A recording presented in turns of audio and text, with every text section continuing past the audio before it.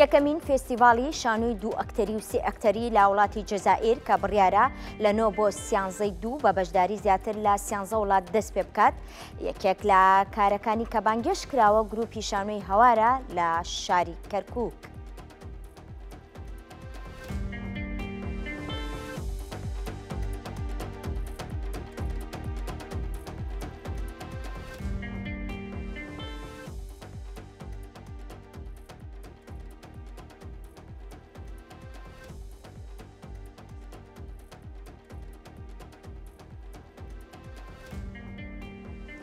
ئەچینە لای پامنێرمان ئاسۆ ئەحمەد و زانیاری زیاتری لێوەردەگرین. ئاسۆ سڵاوە لێبێ.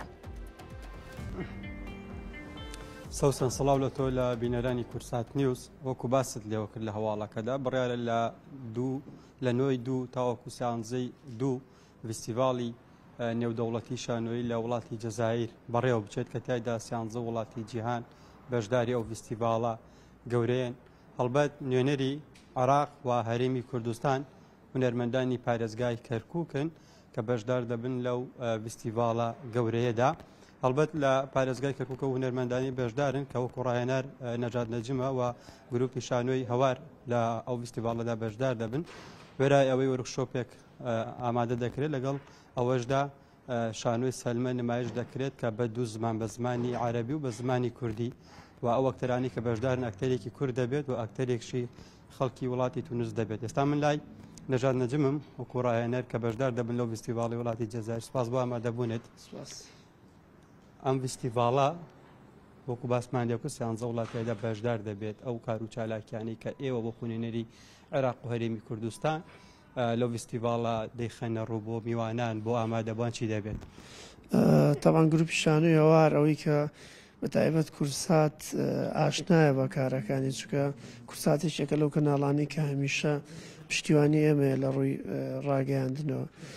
گروپی شانۆی هەوار ئامادەکاری بۆ چەند فستیڤاڵێکی نێودەوڵەتیەکە ئەم ساڵ کە یەکێک لەوانە فستیڤاڵی نێودەوڵەتی شانۆی دیۆ درامە و شانۆی سێ ئەکتەریە لە وڵاتی جەزائیر لە 9 تا 13 کارەکانی دەست پێکە. ئەم فستیڤاڵە یەکەم خولێتی لە شیمالی بڵین جەزائیرە.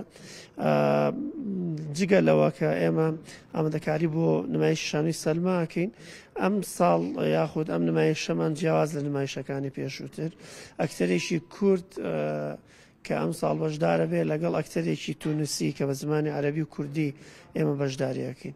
ئەمە یەکێکە لەو چالاشیانەی کە هەم تازەیە هەم جیاوازە لەبەرەوەی تا ئێستا سەلمەمان بە عەرەبی نمایش نەکردەوەی کە نمایشمان کرد بە زمانی ئینگلیزی فەڕەنسی کوردی. ئەم ساڵ ئامادەکاریەکەین بە عەرەبی فارسی. ئەو دوو ئەکتەرێش کاری لەسەرەکەی.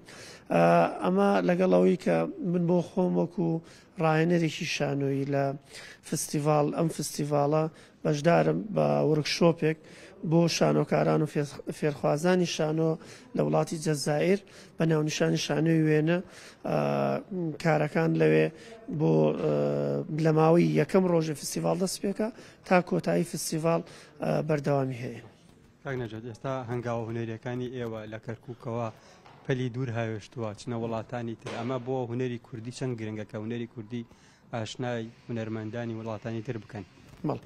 طبعاً شانۆ هونەر هەتا بۆ خۆت نمایشی کە هیچ کەسێک نە قەزیە تەزانێ نە کارەساتەکان تەزانێ نە کەلتوری تەناسێ نە هونەر تەناسێ نە هونەرمەندان تەناسێ.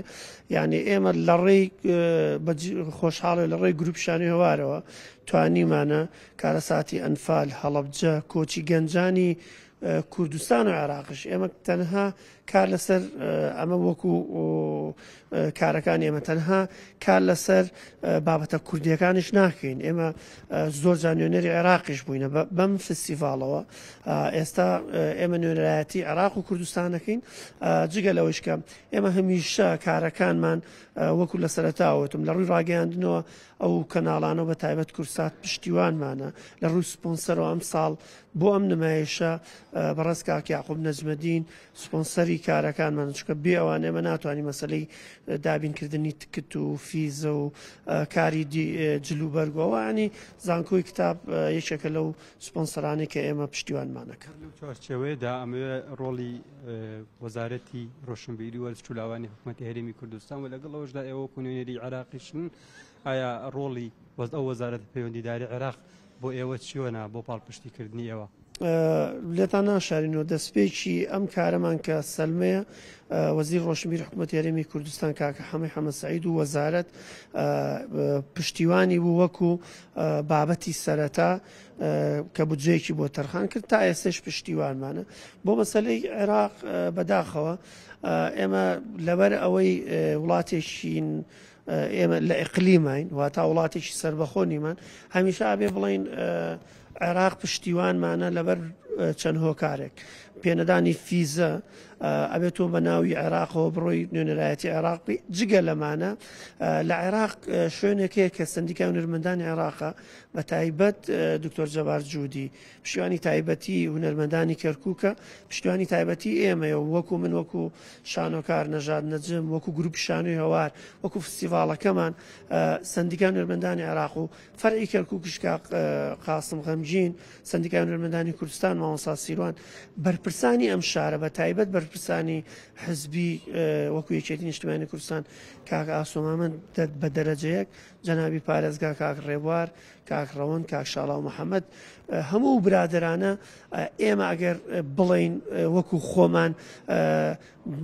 بە تەکید ناتوانین بەشداری زۆرترین فستیڤاڵەکان بکەین ئەگەر ئەم کەسانە لە پشتی کارەکانمانەوە نەبن بۆیە جێ خۆشحاڵیە وەکوتم ئەم ئازیزانە لە پشتیمانن بۆیە زیاتر لە 6 بۆ 7 فستیڤاڵ هەیە بەرنامەماندانەوە لە سەرەتای ساڵەوە هەریەک لە جەزایر تونس ئیمارات بەشدارێکمانەیە لە سویسرا بەشدارێکمانەیە لە ئەڵمانیا لە مصر لە ئوردن بۆیە بەو هیوایم بتوانین زۆربەی فستیڤاڵەکانی دنیا بە سەلمە و بە پرۆژە تازەکەیشمان کە شانوویەکی تازە ئەم ساڵ بەرهەم دێت یەکێکە لەو سوپرایزانەی کە بۆ کەرکووک تاکو ئێستا نەکراوە کارێکە زیاتر لە 40 ئەکتەر بەشدارە بتوانین ئەو کارش بەرهەم بێنی سپاس بۆ نەژاد نەجم ڕاهێنەری شانۆی کە بڕیار وایە وەکو تیمی شانۆی هەوار بەشداری فستیڤاڵی دەزایر بکەن سەوسەن ئەمانە زانیاریەکان بوون کە جدڵخۆشیە هونەرمەندانی کەرکووک ئێستا کارە هونەرەکانیان فراوانتر کردوێتەوە بەشدار دەبن لە فستیڤاڵە نێودەوڵەتە شانۆیەکانی وڵاتانی جیهان ئاسۆ سپاس بۆ زانیاریەکانت.